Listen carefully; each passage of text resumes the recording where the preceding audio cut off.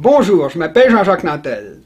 Quand on habite une vallée aussi payante que la vallée du Saint-Laurent vers laquelle convergent les routes d'un immense continent, eh bien ça attire les voleurs qui souvent viennent de très loin pour imposer aux populations locales leurs lois, leurs volontés et leurs pillages.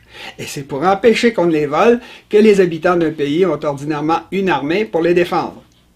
Dans la vallée du Saint-Laurent, il y a toujours eu de la violence. C'était déjà le cas avant la création de Québec en 1608, puisque les Iroquois du futur État de New York cherchaient à s'emparer par la force des immenses territoires de chasse auxquels le Saint-Laurent donnait accès.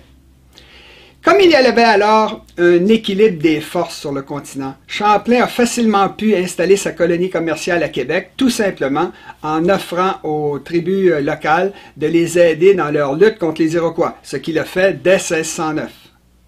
C'est parce que les colons français et leurs alliés autochtones avaient des armées et se battaient bien qu'ils sont restés riches entre 1608 et 1760. Et ça, c'est malgré les multiples conflits auxquels ils ont été mêlés. Même s'il n'y avait que 70 000 colons à la fin du régime français, il y avait ici beaucoup de gens instruits qui formaient différentes hiérarchies de nobles, de militaires, de marins, de religieux, de marchands ou d'administrateurs coloniaux. Comme n'importe quelle colonie commerciale, on avait ici des classes supérieures particulièrement nombreuses et bien formées. Malheureusement, la situation militaire était instable en Amérique du Nord étant donné que nos alliés autochtones mouraient en masse d'épidémies alors que les colons de Nouvelle-Angleterre doublaient en nombre tous les 20 ou 25 ans. La défaite de la Nouvelle-France était donc inévitable et elle a fini par se produire en 1760. C'est seulement après la conquête de 1760 que les Anglais ont pu commencer à nous voler en grand parce qu'ils étaient alors devenus les seuls à pouvoir utiliser la violence. Ce qu'il faut comprendre ici, c'est que dans un pays, il y a toujours une armée. Si ce n'est pas la vôtre, c'est celle du voisin. Or, une armée d'occupation, ça sert à voler. Dès 1763, les Anglais se sont empressés de le faire en s'emparant des meilleurs emplois de la colonie, ce qui a forcé la plupart de nos chefs à retourner en France quand celle-ci a annoncé qu'elle allait laisser tomber le Canada de façon définitive. Pour accélérer le mouvement, les Anglais ont alors interdit aux catholiques de devenir fonctionnaires, ce qui a vite fait de nous transformer en un peuple d'agriculteurs pauvres qui étaient sans chef ou presque. Malheureusement pour les Anglais, la guerre a repris dès 1763 avec les Autochtones de la région des Grands Lacs qui avaient compris que sans leurs alliés français, ils allaient vite se faire voler leurs terres par les colons américains.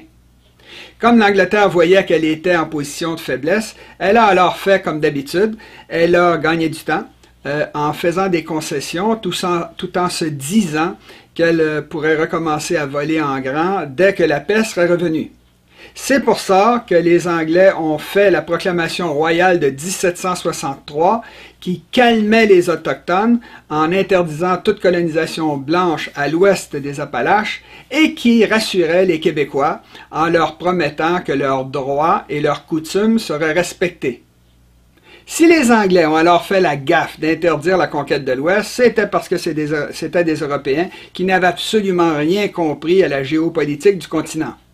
Leurs concessions, qui étaient censées ramener la paix, ont eu l'effet exactement inverse en incitant les colons américains à se lancer dans leur guerre d'indépendance dès 1773. Pour éviter que les Canadiens français ne se joignent à eux, les Anglais leur ont alors fait de nouvelles concessions dans l'Acte de Québec de 1774. Quand, en 1783, les Anglais ont finalement signé la paix avec les États-Unis, ils se sont aussitôt relancés dans le vol des Canadiens français et des Autochtones qui n'étaient plus en état de se défendre. Ça a duré jusqu'en 1812 où une nouvelle guerre contre les États-Unis les a obligés à acheter à prix d'or l'appui de l'Église catholique. Ils ont refait la même chose lors de la rébellion des Patriotes de 1837-1838 qui a été noyée dans le sang. 12 des nôtres ont alors été pendus.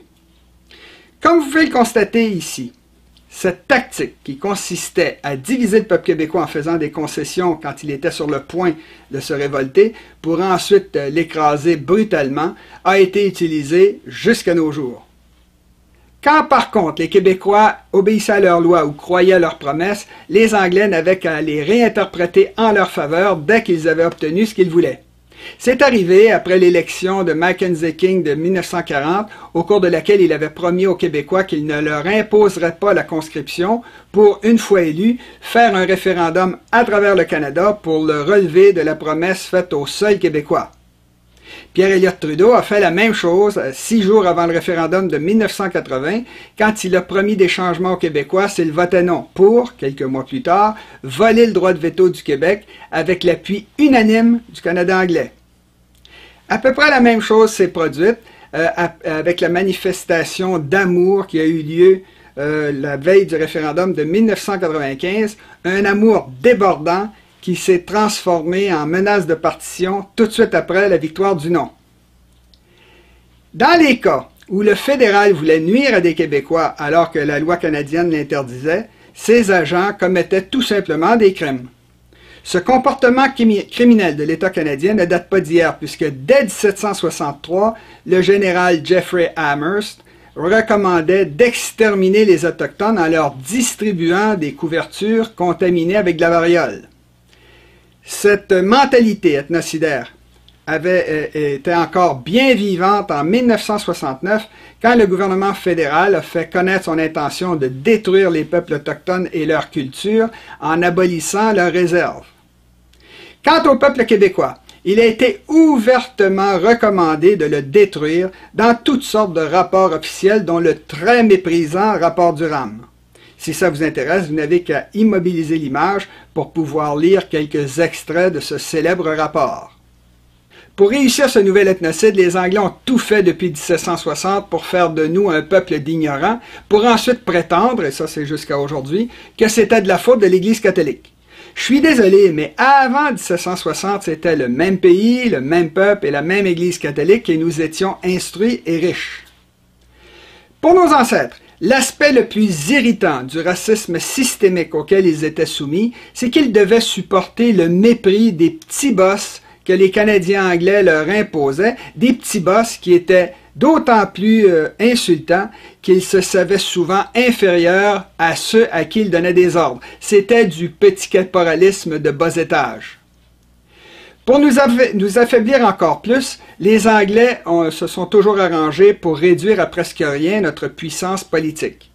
Depuis la Confédération, par exemple, ils n'ont pas cessé d'ajouter de nouvelles provinces anglaises au Canada, tout en insistant sur la notion tordue, malhonnête et injuste de l'égalité des provinces, ce qui fait que de nos jours, le Québec a la même puissance politique que l'île du Prince-Édouard, qui est 55 fois moins peuplée.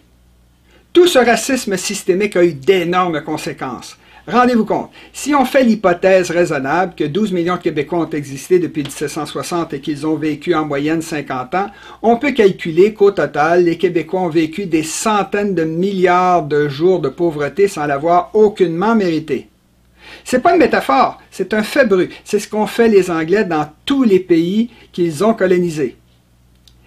Comme c'est pour nous voler que les Anglais ont fait tout ça, c'est bien sûr dans le domaine économique que le coût a été le plus astronomique pour le Québec. Je vous en donne ici quelques exemples historiques tout à fait flagrants. Vous n'avez qu'à immobiliser l'image et à lire, vous verrez.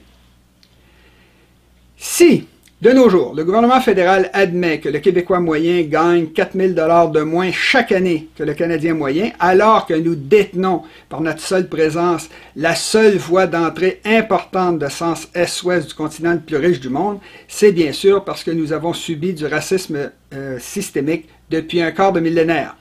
Et attention ici, le Québécois moyen dont je parle, ça inclut les Autochtones, les immigrants, de même que notre riche minorité d'origine britannique.